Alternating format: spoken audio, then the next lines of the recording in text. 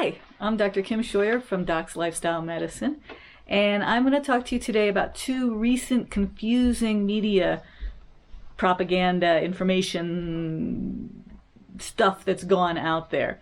And I want to clarify that a little bit and explain it a little bit.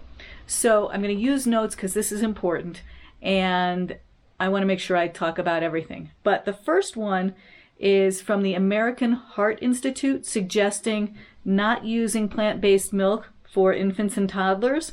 That has some basis in fact, but some not.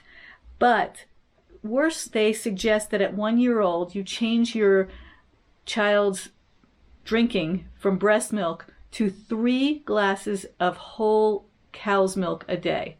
And this is actually very dangerous, and I'll explain that in a second. But then the other recent media splurge has been from the Annals of Internal Medicine, stating their recent new guidelines suggesting that it is fine to eat red and processed meats as much as you want. Another dangerous and misleading statement. So let's start with the American Heart Institute. So they suggested, again, that at 1 year old you start feeding your 1 year old 3 glasses of whole milk a day. Then they suggest that over time you decrease that, including changing to more skim milks, because they even know that that's way too much saturated fat for children. In fact, we're now seeing fatty streaks on 3-year-olds, which is the first sign of heart disease. You first get fatty streaks, then you get cholesterol buildup, and you get heart disease and strokes in the future. So 3-year-olds are now showing fatty streaks in America, and 100% of 10-year-olds who are on the standard American diet show fatty streaks. It's ridiculous. And this is completely preventable. So what they are doing is saying they're saying not to use plant-based milks as substitutes for cow's milk, even though many kids are lactose intolerant, even though cow's milk causes constipation, and that's a huge issue for children, caused by dairy, cow's milk, and fiber deficiency, but we'll talk about that later. But so what they're doing is comparing any plant-based milk with cow's milk. Well, that makes no sense. We're not cows. They should be comparing it to human milk.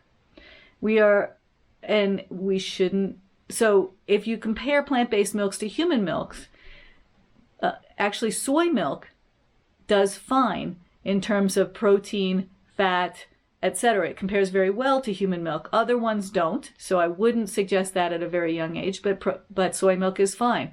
And a lot of people are concerned about the estrogens of soy, but soy doesn't have estrogens, it has phytoestrogens. And phytoestrogens are actually preventative.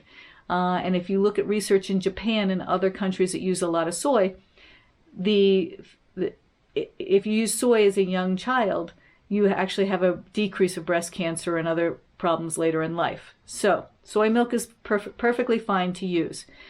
And unfortunately, three glasses of cow's milk is like giving somebody is the same amount of saturated fat as 14 bacon strips every day. And this is unhealthy. So don't do it.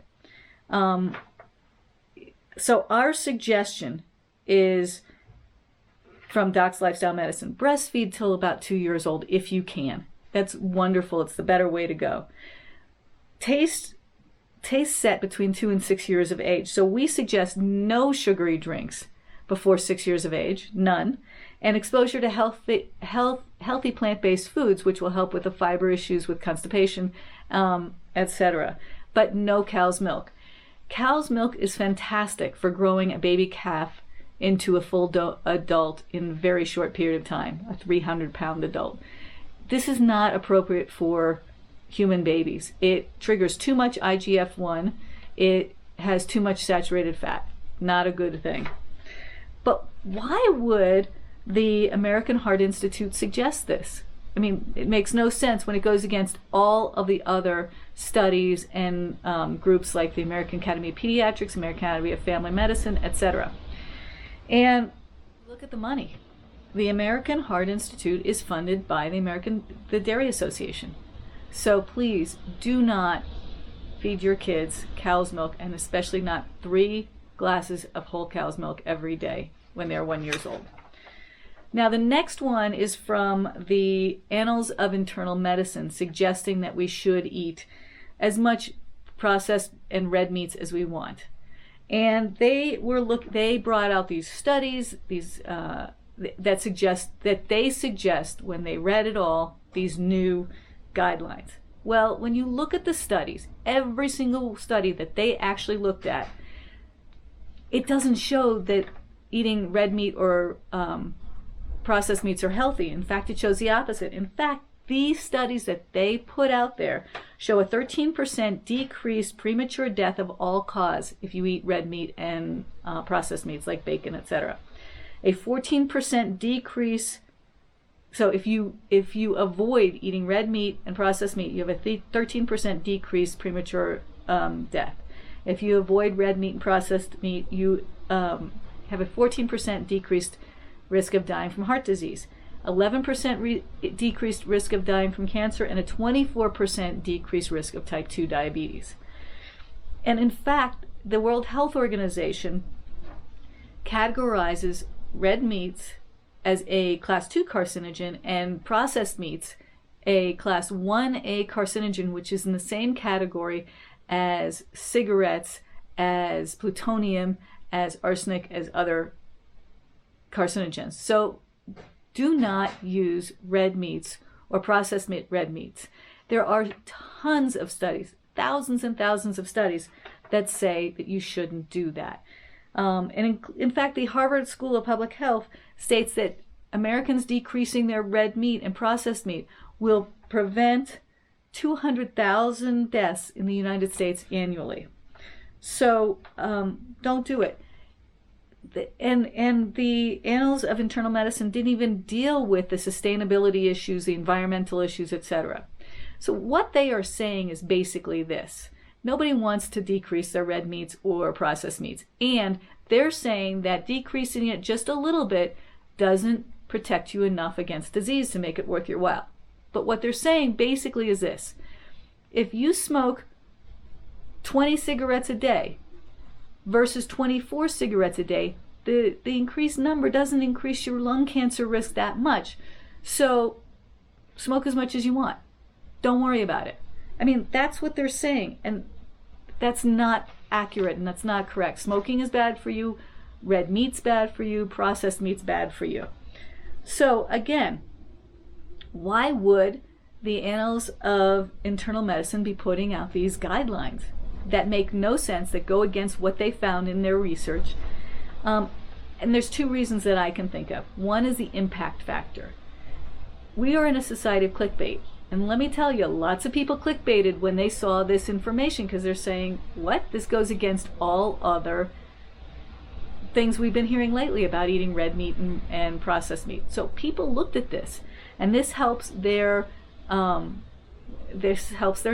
This helps their advertisers. This helps, getting more readers. It's clickbait, and it's not accurate. The second thing is a disinformation thing, where just like the cigarette industry in the past used to give all kinds of disinformation, of false facts, of incomplete facts to create confusion and to allow people to smoke. That's what's happening in the meat industry. And lastly, we're finding out, again, follow the money.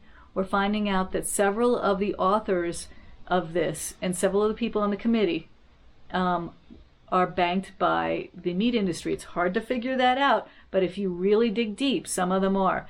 And in fact, there were plenty of people on that committee who voted against publishing this because they were adamantly against this, saying it was wrong and would mislead the public.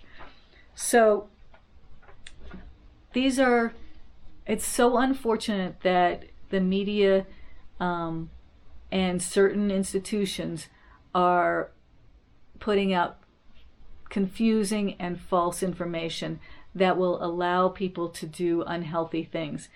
Please, if you have any questions about this, contact us at DOKSLifestyleMedicine.org. We have, DOKS Lifestyle Medicine. We'll put down the information below. And don't automatically listen to what all of these clickbait groups are saying. It's too confusing and it's very unfortunate. And for your own health, for your family's health, for the environment's health, please do your research or call us. Thank you. Have a good day.